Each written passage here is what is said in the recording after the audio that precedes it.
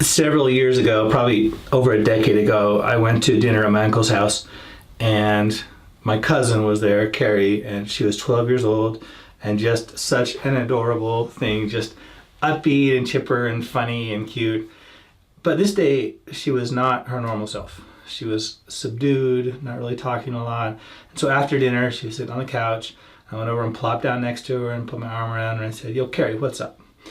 And she told me this story about how at school that day, she was walking down the hall, and one of her besties kind of bebopped up to her and reached back and took her shirt collar and flipped it inside out to check what brand she was wearing.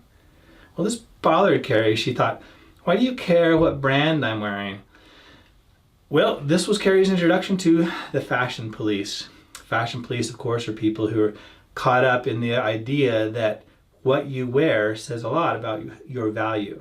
And if you're up with the fashions, which the marketers no doubt decide what's fashionable so you can buy their things, then you have value and you're cool. And if you don't, then you're not cool and you get looked down upon.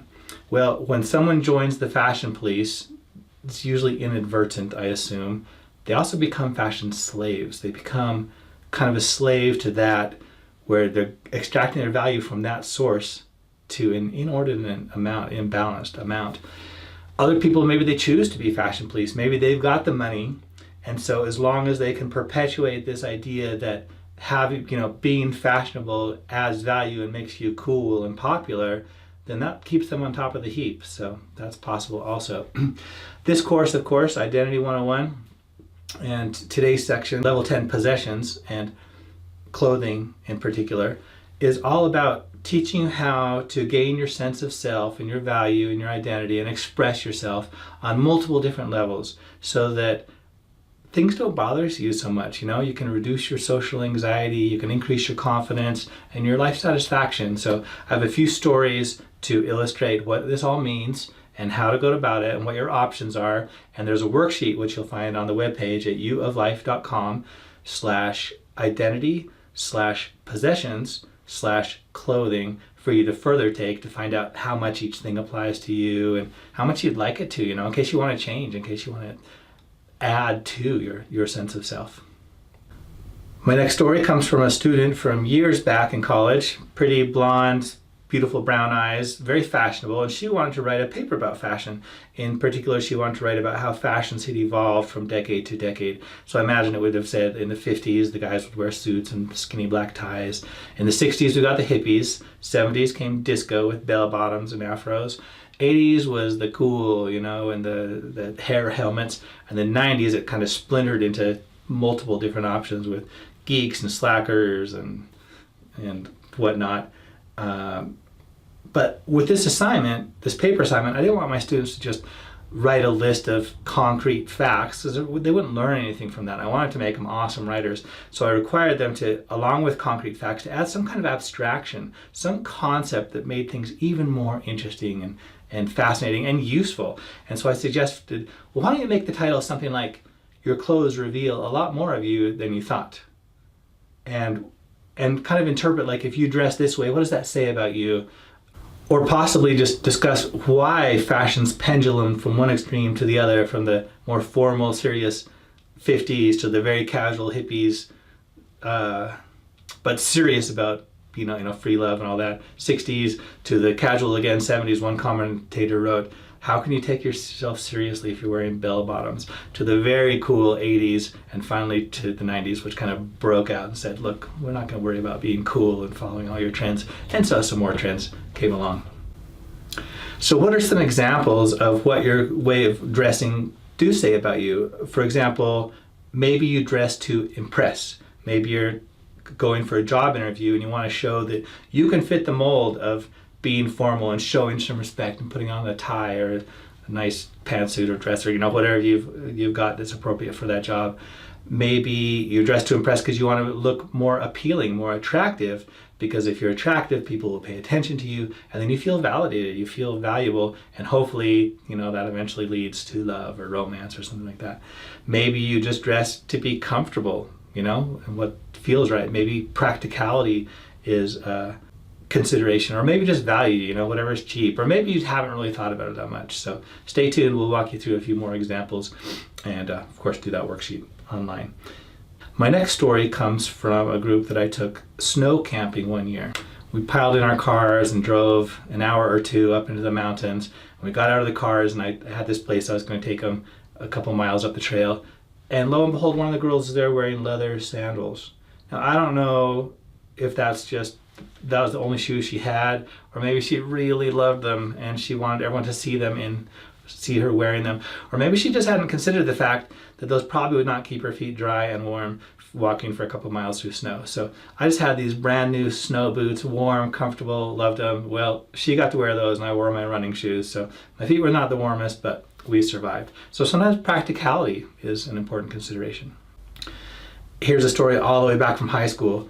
Have you ever heard of Boys State and Girls State? It's something that the American Legion or something puts on, and they interview kids in high school and they select some, and then in the summer they get to go spend a week probably at some university, and they learn like some legislative process, and somebody gets elected governor and they do bills and just learn about civics. And it's kind of a cool vacation, fun, funny things happen there. Like the kids would stay up all night messing around, and so the next day during the lectures sometimes they just want to sleep, so they put their sunglasses on so they could close their eyes and just doze off.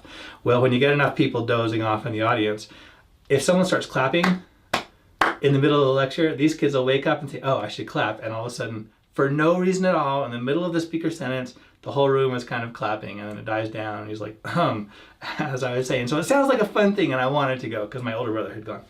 But unfortunately, I had to layer two of identity is your values, things that you care about, things that motivate you. And one of them was being casual. I was not into being formal. Like, why? I think, it felt to me like that distanced people a little bit, especially formality just for formality's sake, and tradition for no other reason than that's the way we've always done it. I thought that was dumb. Why not do better ways? So I liked being casual. And number two was authenticity. I was really committed to that at the time. I thought, I'm not going to dress up for this interview. That's not me. I'm going to go be me, Well, I didn't get selected, obviously, because I think they looked at me and said, well, this kid's not serious about it.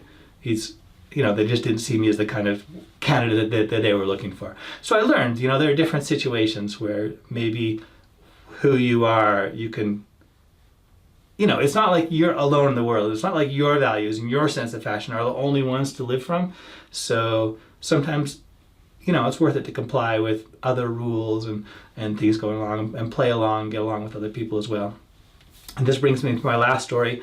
2 nights ago, I was at a birthday party, and I mentioned this course and some of these ideas I'm developing. We got in this really interesting conversation, and I'll probably bring some more stories, record them, telling them later on. But one of them, my old roommate Doug, said something about dressing more formally as a sign of respect. Like in an interview, for example, that would have been useful to me and them. But I wanted to go deeper, and so I said, well, why is that respectful? What does that have to do with respect, just dressing up and wearing nicer clothes? And who says that, who decides what's nicer? I mean, it's fashion, obviously, that's tradition, that's what decides, I guess.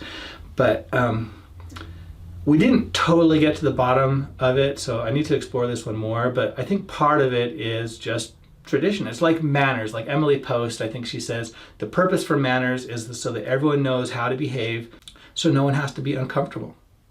And that's a valid reason for situations where you don't know each other and you can't relax. That can have some validity.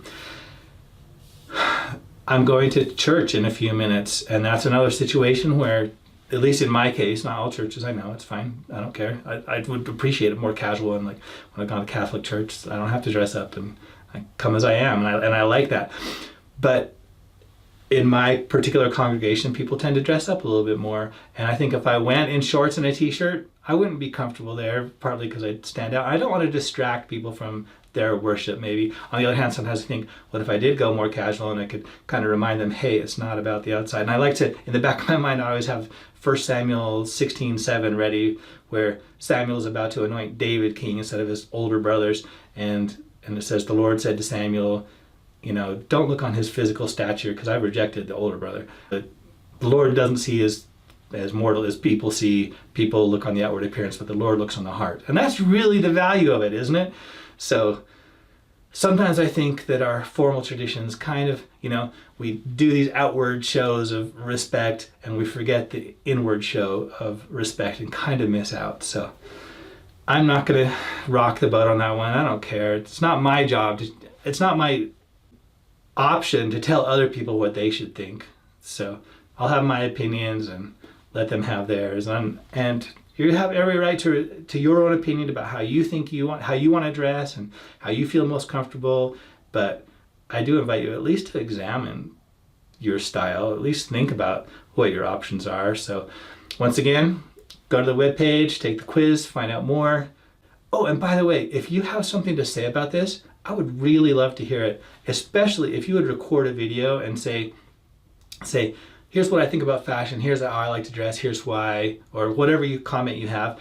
And then in the comments, put a link to uoflife.com/identity/possessions/clothing, and then send me a link to that. I'll put it up on that page. I'll post it there for other people to see, because I would love to have this be a big conversation. I think it's really, every time I bring up this topic and we get talking about it, it's really fun to hear what everyone has to say. So I'd love to see your fashion and hear what you have to say about it.